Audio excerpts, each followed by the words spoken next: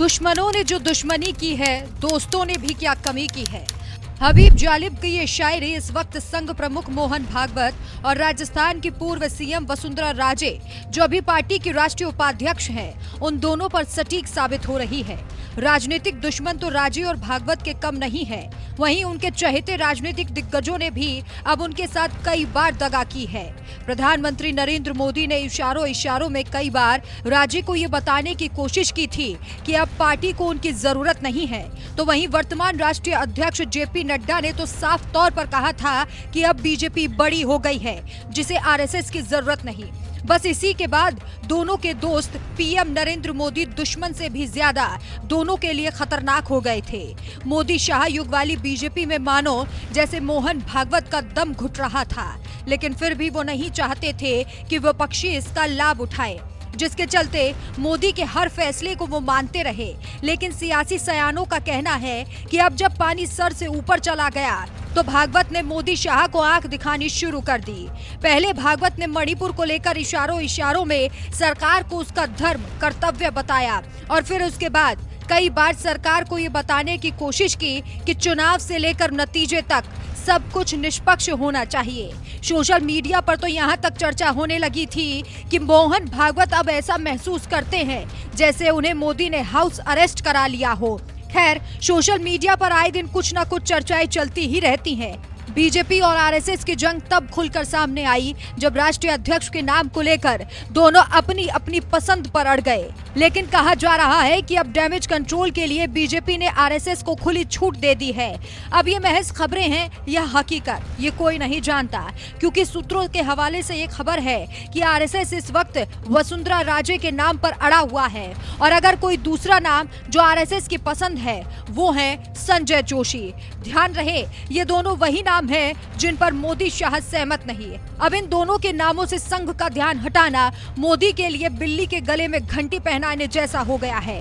कहा जा रहा है कि संघ अपनी तरफ से इन दोनों नामों से ही किसी एक पर मुहर लगाना चाहता है। वहीं वसुंधरा राजे भी आरएसएस की जिद पर अड़ गई हैं। राजे आरएसएस की करीबी हैं और उनके नाम पर मुहर लगती है तो वो पहली ऐसी महिला होंगी जो पार्टी की राष्ट्रीय अध्यक्ष बनेंगी। ये बीजेपी के लिए मास्टर स्ट्रोक भी हो सकता है, और इससे जनता में भी महिलाओं को लेकर बीजेपी की तरफ से एक अच्छा संदेश जाएगा। लेकिन इस नाम पर हामी भरना मोदी के लिए खुद अपनी राहों में कांटे बिछाने जैसा होगा, जिसका अंदाजा आप इस बात से लगा सकते हैं कि राजे ने इन दिनों बगावत के द्वार खोले हुए हैं, क्योंकि बीजेपी की राजनीतिक दगाबाजी से राजे काफी आहत है। ना तो उन्हें मुख्यमंत्री बनाया गया और ना ही केंद्रीय मंत्री, और ना ही उनके बेटे को यानी दुष्यंत राजे को केंद्रीय मंत्रिमंडल में जगह दी गई। राजे को ऐसा महसूस हुआ कि बीजेपी ने राजस्थान में एक समय में राजे के नाम पर वोट तो लिया, लेकिन बदले में उन्हें कुछ नहीं दिया।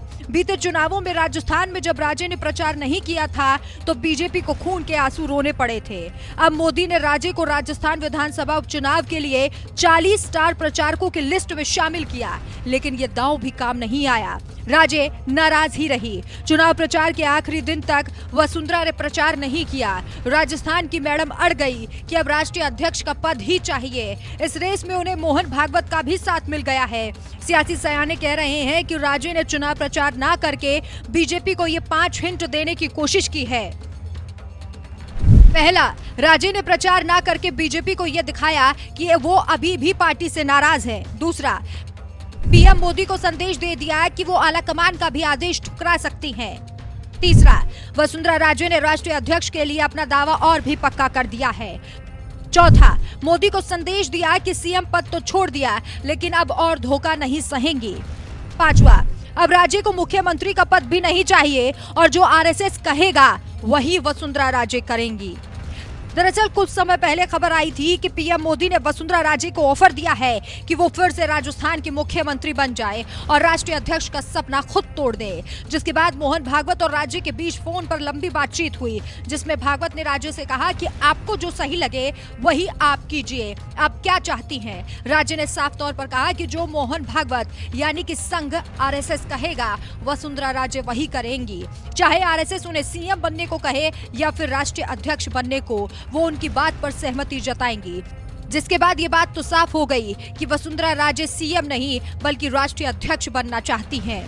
अपने इस संदेश पर उन्होंने मुहर तब लगा दी जब उपचुनाव में उन्होंने आखिरी दिन तक प्रचार नहीं किया और ना ही कोई पोस्ट की जिसमें बीजेपी के लिए वोट देने की कोई भी अपील की गई हो। इसी बीच खबर आई कि इस दौड़ में एक और नया नाम शामिल हो गया है। आज तक की एक रिपोर्ट के अनुसार ये नाम है बीएल संतोष का।